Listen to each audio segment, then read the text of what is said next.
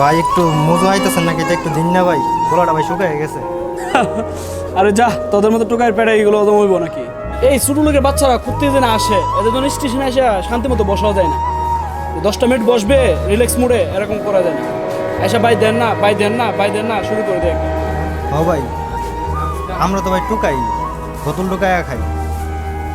আপনার কাছে বোতলটা চাইলাম, এক ডুব খামো ভাই, আপনি তো দিলেন না।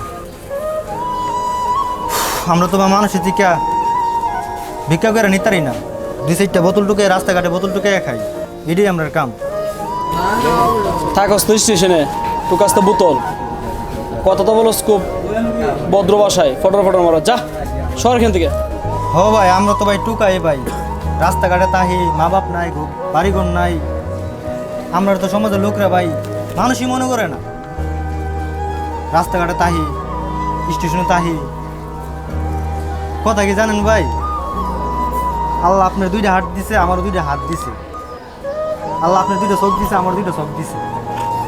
তো ভাই একটা তাইকা গেছে গা ভাই, আপনারা ভাই উঁচু ক্লাসের লোক, আমরা ভাই নিচু ক্লাসের লোক, বুঝছেন নি ভাই?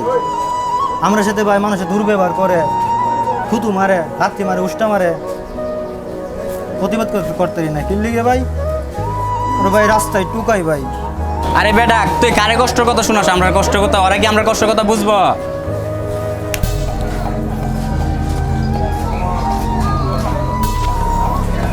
এই যাবে এখান থেকে, তোদের অনেক কেন্দ্রে পাইসালি সহ্য করতেছি।